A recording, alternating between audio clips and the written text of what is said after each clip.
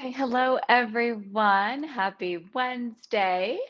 As I mentioned to you earlier this week, I am doing a special extra bonus training this week as part of my launch party.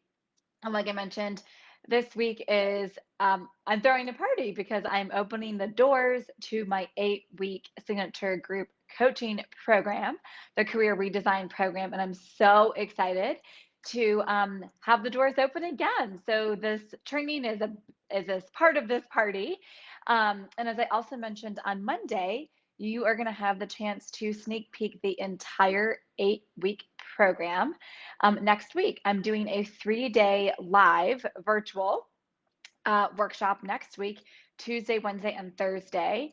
You're going to have a chance to sneak peek the entire program at that 3-day workshop next week. So if you haven't already, make sure that you register. There's still plenty of time to sign up. We kick off next Tuesday, which is December 8th.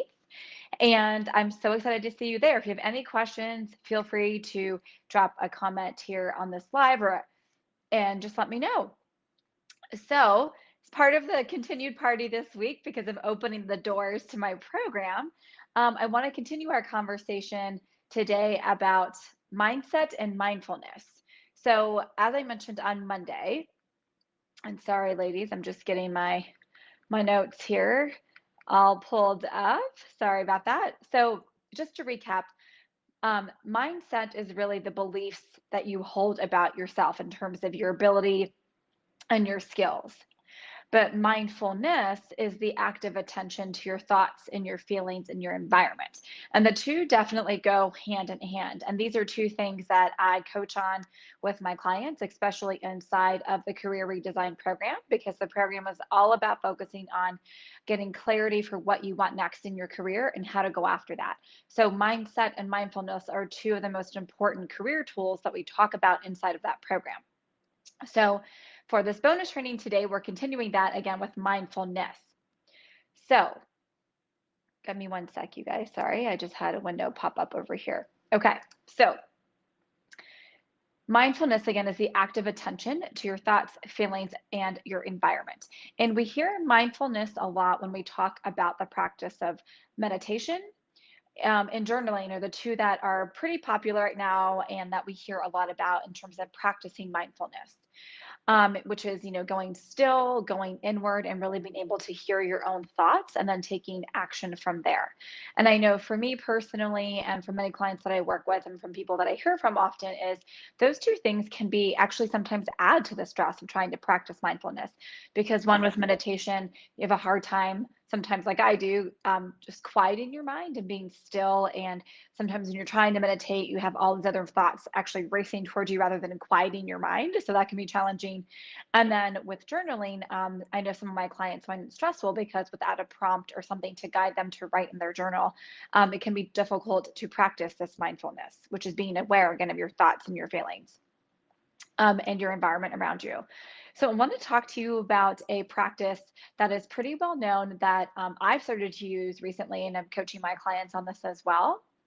And it is the practice by Brooke Castillo from the Life Coach School, and it's a self-coaching model. And sorry, you all, I'm having technical difficulties today, so I apologize. Give me one moment to get my notes here. I'm so sorry about this. Okay. You know, computer doesn't always work when you want it to work. So thankfully the feed is still going. Okay. Let's, all right, here we go. Sorry about that. Okay. So I want to talk to you about a practice that you can incorporate into meditation, incorporate along with maybe practicing meditation or journaling, again, especially if you're finding a hard time quieting your mind and really going inward and being still and really paying attention to your thoughts and your feelings and how you can take productive action from there and really becoming aware of what are those thoughts that you have that's creating that feeling and that action. And that's exactly what this model from Brooke Castillo, what the Life Coach School talks about. And the basic idea of her model, and again, it's a way to practice mindfulness, is that our thoughts create our feelings, and then our feelings create our actions, and our actions create our results. So this is a really simple, powerful tool that you can use when you're journaling or even when you're meditating to actively work through the thoughts that you have that create the feelings, and then the feelings create your actions. So the model here that she talks about is using the framework of circumstance. So the circumstance that you're in is the facts. They're neutral, but we often assign a label to that. So for example, maybe you get an email that you didn't get the job that you interviewed for. That is neither good nor bad. That is a neutral fact of the circumstance. However, what happens is then we have the thought that comes after receiving that email and that circumstance. So the first letter in her framework of the self-coaching model, again, is circumstance. So what is a circumstance? So the example again is you get the email maybe saying that you didn't get the job. So the thought that you might have, which is the second part of her framework, is there's the story we start to tell ourselves upon receiving that email. So typically, and this goes back to the mindset piece we talked about on Monday, it might be, well, that just was going to happen, like nothing ever works out for me, or I'm not great, I wasn't good for that job. So that's the thought that you have from that neutral circumstance, but then the thoughts that you're having are then assigning a good or bad, typically, label to that circumstance. Then with that thought, remember with this model, your thought creates your feelings. So then you might start to feel angry or sad or defeated. And then that feeling then creates your action. And that action may be something you do or that you don't do. So it could be action or inaction.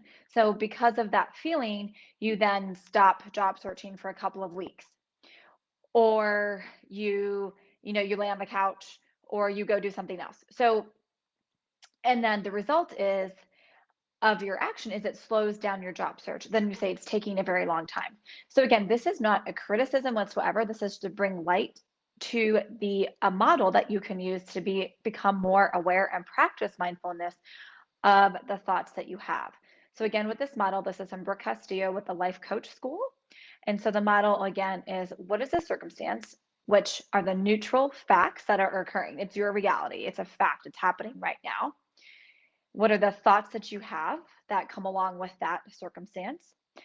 Because then our thoughts create our feelings. So then what is the feeling you have? Can you identify that feeling? So again, you sad, or you angry, or you disappointed? And then our feelings drive our action or inaction. And then our action creates the result. So this is a really simple but powerful framework of how, again, you can practice becoming more aware of your thoughts and your feelings and how they're driving your action or inaction when it comes to your career. And again, this is a great practice that I've been using, that I've been using with my clients as well, to help you, again, practice mindfulness.